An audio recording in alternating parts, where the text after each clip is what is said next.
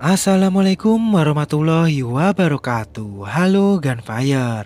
Di video kali ini saya akan mengupas alur cerita film Saving Leningrad tahun 2019. Film ini adalah film perang Rusia tentang jalan kehidupan. Tragedi darah Tongkang 752 yang berlangsung pada malam tanggal 16 sampai 17 September 1941 di Danau Ladoga. Selama evakuasi, tongkang itu dibom oleh pesawat tempur Nazi Jerman dan menewaskan lebih dari 1.000 orang. Pada saat yang sama, 460 orang tewas dalam tongkang yang ditarik oleh kapal perang Salemza yang membawa bahan bakar dan pasukan militer ke Leningrad. Baiklah, tanpa berlama-lama lagi langsung saja kita kupas filmnya. Di awal film, kita diperlihatkan Nasya Kayova sedang diwawancarai oleh wartawan. Nasya Kayova bercerita tentang masa lalunya ketika Perang Dunia Kedua bersama Kostya Gorelov. Di Uni Soviet, terlihat seorang tentara merah Rusia sedang menjemput Nasya Kayova. Kemudian Nasya Kayova bersiap dan ibunya berpesan agar dirinya selalu menjaga diri baik-baik karena ibunya tidak punya siapa-siapa lagi selain dirinya. Kemudian Nasya pergi bersama Kostya menggunakan sebuah truk militer. Beberapa saat kemudian, ayah dari Nasya Kayova tiba di rumahnya.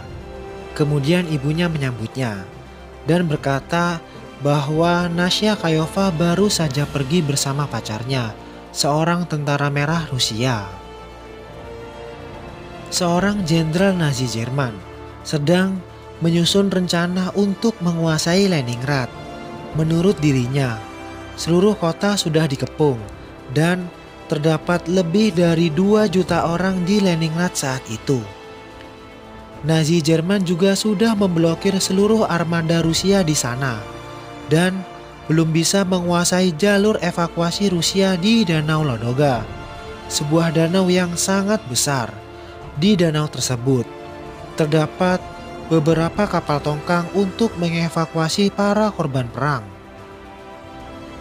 Di pesisir pantai Ladoga terdapat beberapa kadet sedang bermain voli.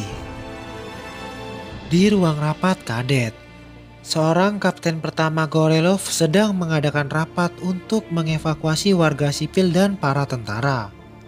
Kapten pertama tersebut menyuruh para anggotanya untuk menunjuk anaknya Kostya Gorelov sebagai orang yang bertanggung jawab di kapal tongkang tersebut. Seorang sersan tempur memukul Kostya Gorelov dan mengambil arlojinya. Kemudian memerintahkan pasukannya untuk berkumpul 10 menit lagi. Perwira kadet mengumumkan bahwa yang lebih dulu menaiki kapal tongkang adalah para taruna kadet, kemudian disusul dengan warga sipil. Kostya Gorelov mengajak Nasya Kayova untuk menyelinap masuk ke kapal tongkang tersebut, kemudian menyuruhnya untuk tetap berada di sana. Saat Kostya Gorelov keluar dari tongkang, serangan udara Jerman datang. Kemudian pasukan disiapkan dan Kostya Gorelov dipanggil oleh ayahnya. Di ruang rapat kadet, dirinya diperintahkan oleh ayahnya untuk mengganti pakaiannya karena hanya taruna kadet saja yang diperintahkan untuk naik ke kapal tongkang tersebut. Para tentara merah kemudian disuruh berjaga untuk mengamankan Leningrad. Nasya Kayova kebingungan karena para tentara merah pergi meninggalkan pantai. Kemudian Kostya Gorelov muncul dengan menggunakan seragam kadet dan mengatakan kepada Nasya dirinya akan menjelaskannya nanti. Para tentara merah berlarian di pesisir pantai. Beberapa saat kemudian, seorang penyidik menghampiri Nasya Kayova. Penyidik tersebut bernama Vadim. Dia merupakan penyidik yang mengurusi kasus ayahnya dulu. Saat berbincang dengan Nasya, Kostya Gorelov datang dan Nasya Kayova mengenalkan kepada penyidik tersebut bahwa Kostya Gorelov adalah pacarnya dan dirinya adalah putra dari Kapten Gorelov. Kemudian mereka berjabat tangan. Beberapa saat kemudian, kapal tongkang tersebut berlayar dan para kadet asik mendengarkan musik yang dimainkan oleh Vadim. Suasana di atas tongkang tersebut cukup nyaman. Tidak ada rasa khawatir sedikit pun.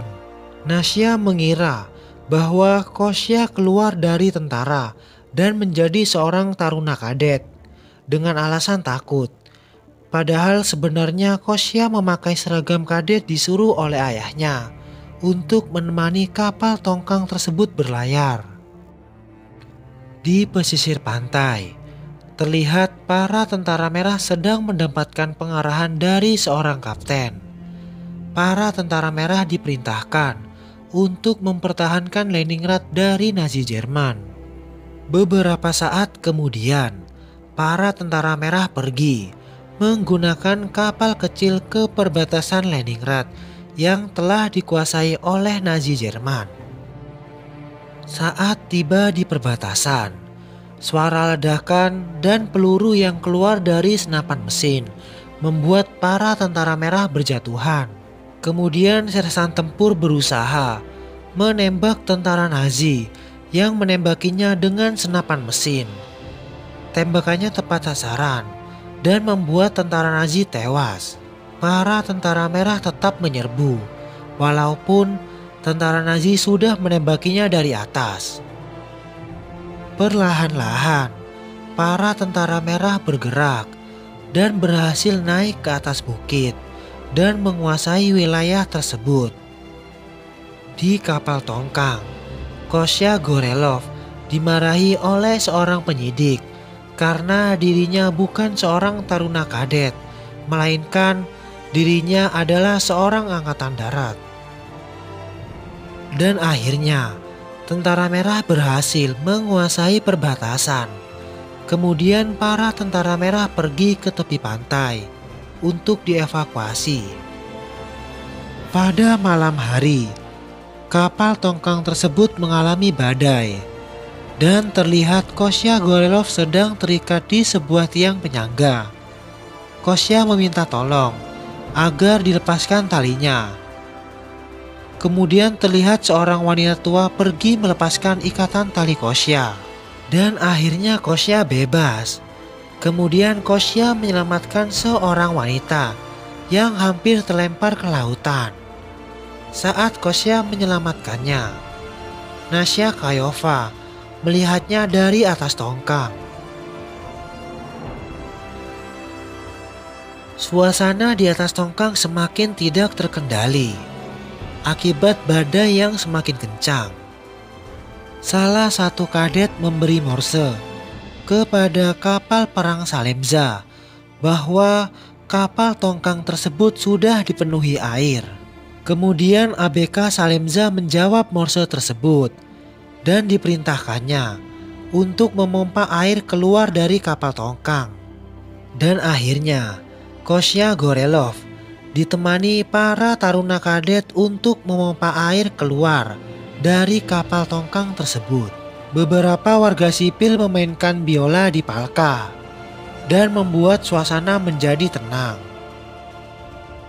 Beberapa saat kemudian, serangan udara Jerman datang. Pesawat tempur tersebut menembakinya dari atas. Air di dalam tongkang semakin naik dan memenuhi palka. Kemudian Kostya turun ke palka dan meminta senapan kepada para kadet untuk membalas serangan udara Jerman. Serangan udara Jerman datang kembali. Beberapa warga sipil tewas dan suasana di dalam palka mencekam. Para warga sipil berteriak histeris ketakutan. Kemudian Kosya mengajak para kadet untuk membidik pesawat tempur Jerman. Saat pesawat tempur tersebut menyerang kembali, Kosya berhasil menembak jatuh salah satu pesawat tempur Jerman.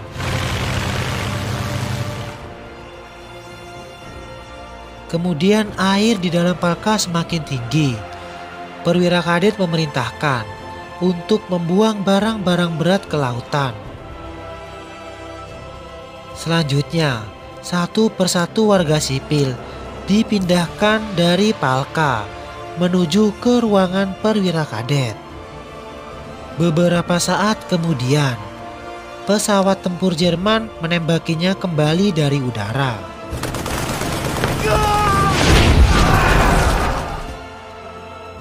Serangan tersebut membuat beberapa kadet tewas. Kemudian Kosya menyiapkan senapan dan berusaha membidik pesawat tempur tersebut. Alhasil, tembakannya tepat sasaran. Kosya berhasil membunuh pilot tersebut dan pesawat tersebut jatuh menabrak tiang kapal tongkang. Seorang sersan tempur melihatnya dari atas kapal. Dirinya kagum karena yang menembak jatuh pesawat Jerman adalah anggotanya. Kemudian Kosya turun ke Palka yang sudah digenangi air. Kosya berusaha mencari Nasya untuk diselamatkannya. Akhirnya, Kosya dan Nasya berhasil diselamatkan oleh sersan tempur menggunakan kapal perang. Kemudian sersan tempur mengembalikan arloji milik Kosya dan sersan tersebut memeluknya karena Kosya berhasil menembak jatuh pesawat Jerman. Mereka bertiga akhirnya berpelukan. Ibu Nasya Kayova mendapat kabar bahwa kapal tongkang 752 berhasil ditenggelamkan Jerman. Ibunya menangis dan memikirkan nasib anaknya. Saat tiba di tempat evakuasi, Vadim berpesan kepada Kosya agar selalu menjaga Nasya karena dirinya sangat mencintainya. Kemudian Vadim pergi meninggalkannya. Ayah dari Nasya Kayova dibunuh dan ibunya mati kedinginan di apartemennya. Setiap hari, tiap orang melakukan upaya sebisanya untuk melawan musuh, menyelamatkan diri sendiri, kerabat, dan menyelamatkan Leningrad. Dan akibat peristiwa tersebut, warga Rusia memperingatinya dengan Hari Tongkang 752 dan film pun berakhir. Mungkin segitu dulu rangkuman film yang kita bahas kali ini. Mohon maaf kalau ada salah-salah kata atau penyampaian yang kurang bisa dipahami. Jika kalian suka dengan video ini, tinggal di subscribe aja ya Gan. Sampai jumpa kembali pada film-film berikutnya. Saya Gan Fahir pamit. Wassalamualaikum warahmatullahi wabarakatuh.